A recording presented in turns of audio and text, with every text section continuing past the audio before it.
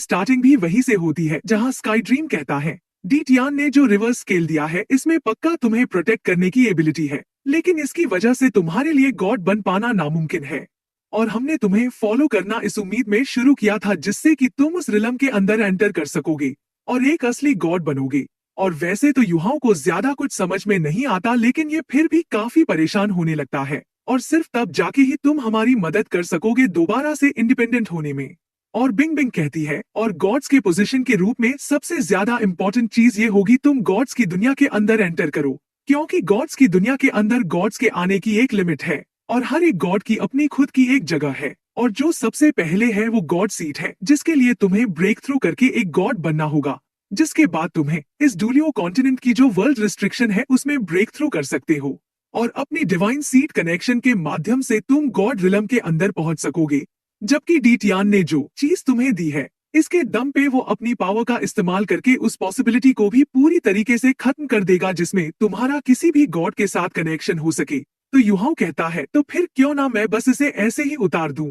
और इस चीज को सुनते ही स्काई ड्रीम काफी ज्यादा डरावनी तरीके से हंसते हुए कहता है, हाँ तुम बेशक कोशिश कर सकते हो अगर तुम मरना चाहते हो तो, नहीं तो इसे उतार पाना नामुमकिन है।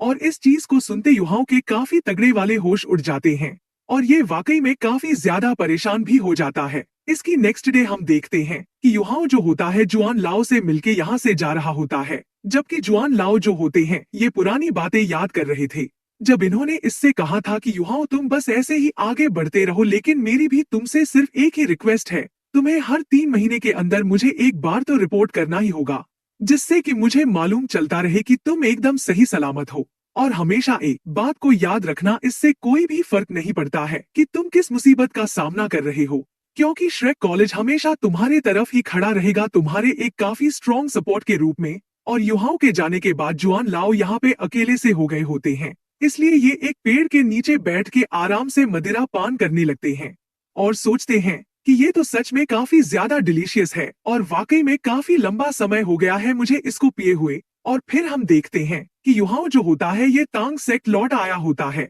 जहाँ कुछ लोग कहते हैं, मतलब कि आसपास के लोग तांग सेक्ट को देखते हुए कहते हैं, ऐसा दिखता है कि तांग सेक्ट की ये जो आउटर वॉल है उसे काफी जल्दी हटा दिया जाएगा।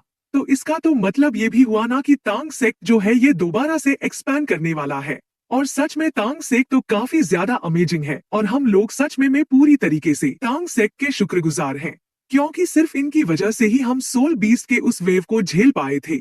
जबकि इस तरफ हम युहाओं को देखते हैं जो कि केतु और बेबे के पास लौट आया होता है और युहाओं को देखते ही केतु खुश होते हुए पूछता है, युहाओ क्या तुम ठीक हो? तो युहाओ जो होता है ये कहता है कि क्या आपको मैं किसी प्रॉब्लम में दिख रहा हूँ क्या? जिसके बाद युहाओ बेबे की तरफ देखने लगता है, जहाँ पे बेबे यूं चुपचाप खड़ा होता है और इसे ही देखे जा रहा होता है। तो युहाओ कहता है, प्लीज आप तांग सेक्ट की सारी चीजों को अरेंज कर दीजिए और उसके बाद मेरे साथ आना, क्योंकि अभी हमें बाहर जाना है। और इस चीज को सुन के बेबे भी चौंक जाता है और फिर हमें थोड़े समय बाद का सीन दिखाया जाता है जहाँ पे युहाओ जो होता है ये अपने पर फैला के यहाँ से कहीं जा रहा होता है और इसके साथ साथ बेबे भी जा रहा होता है। तो युहाओ उससे कहता है, अगर हम इस डायरेक्शन में उड़ते हैं तो हमें वहाँ पर पहुँचने में तकरीबन 1 और घंटा लग जाएगा और हम अपने डेस्टिनेशन पर पहुंच पाएंगे। और ब्रदर बेबे कुछ भी क्यों ना हो मैं आपकी पूरी तरीके से मदद करूंगा खत्म होने तक। और वहां तक पहुंचने में इन्हें दिन ढल जाता है और हम युहाओं को देखते हैं जो कि लैंड पे आ गए होते हैं। और युहाओ सोचता है सनसेट फॉरेस्ट में आए हुए वाकई में काफी लंबा समय हो गया है। जिसके बाद हम देखते हैं कि युहाओ जो होता है बेबे के साथ अंदर जाने लगता है, लेकिन उससे पहले ये अपने चारों तरफ एक बैरियर सा बना लेता है।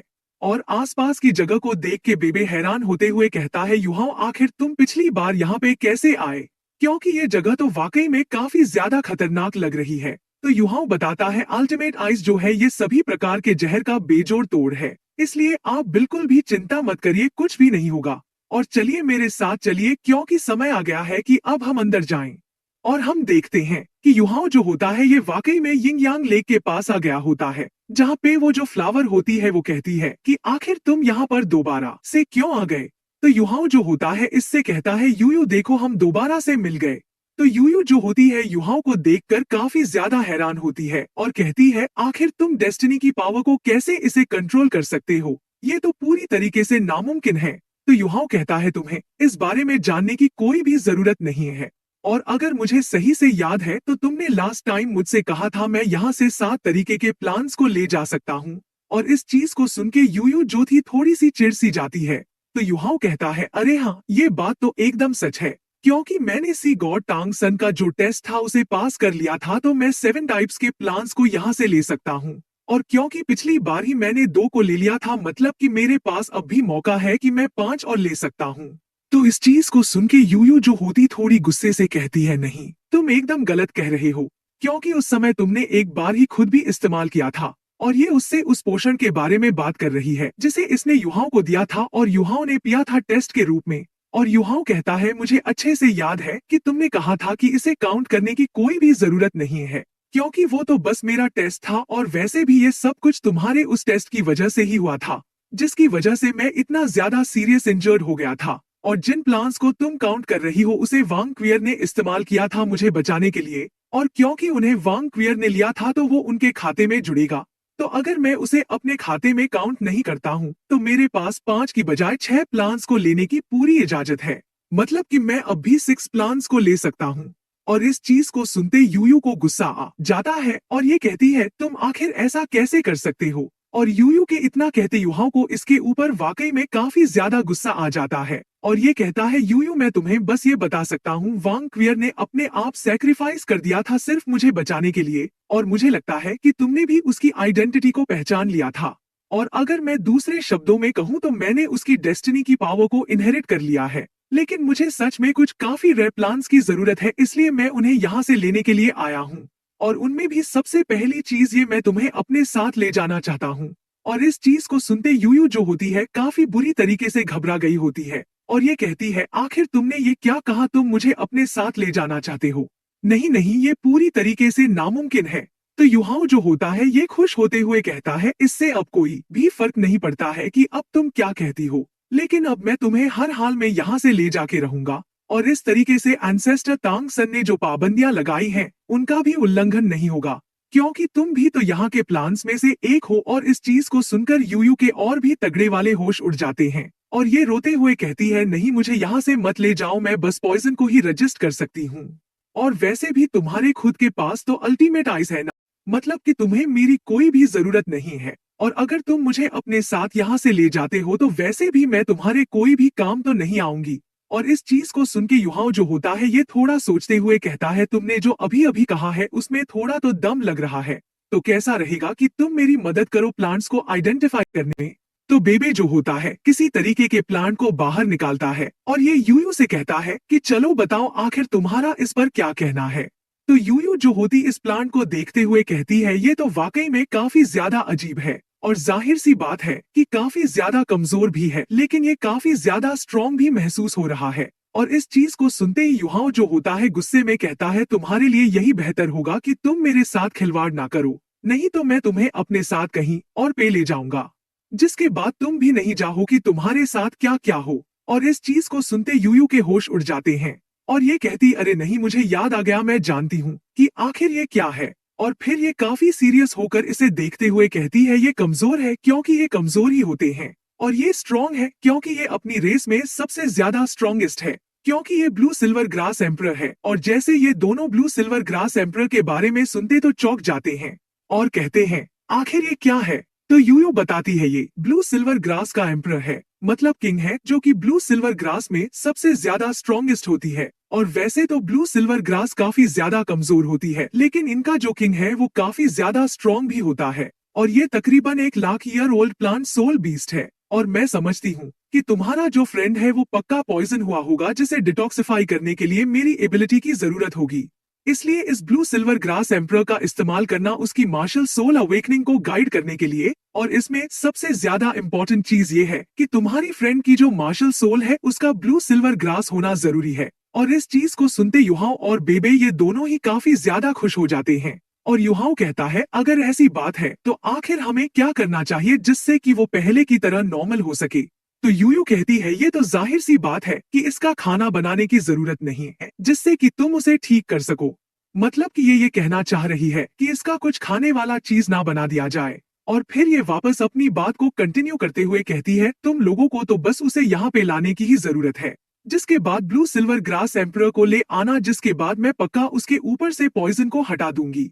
लेकिन इसका मतलब ये नहीं है कि हम प्रॉब्लम को उसकी बॉडी के अंदर जड़ से मिटा पाएंगे, क्योंकि ऐसा सिर्फ ब्लू सिल्वर ग्रास ही कर सकती है। जब ये उसकी बॉडी के अंदर के सारे टॉक्सिन्स को अच्छी तरीके से एब्जॉर्ब कर लेगी, तब जाके वो पूरी तरीके से ठीक हो सकेगी। तो बेबे पूछता है, तो क्या तुम जानती हो कि आखिर ये ब्लू सिल्वर ग्रास कहाँ पे है? तो इस पर यूयू कहती है, ये तो मैं भी नहीं जानती हूँ, क्योंकि मैं भी तो कभी भी इस जगह से नहीं गई हूँ।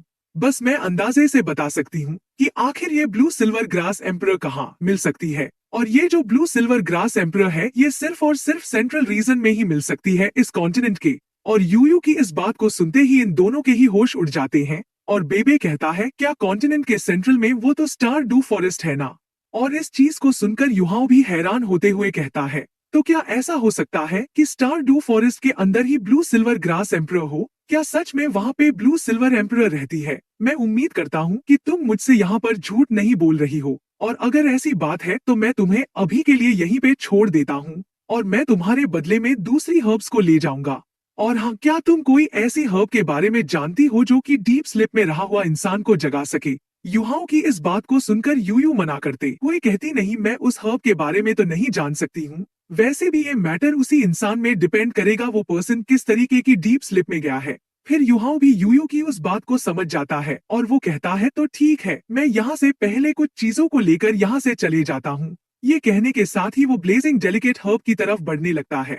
और वहीं पे ब्लेजिंग डेलिकेट हर्ब एक साइड से युहाओ को ही देख रही थी, लेकिन उसने बिल्कुल भी आवाज नहीं निकाली थी, क्योंकि वो भी युहाओ से काफी ज्यादा ही घबरा गई थी।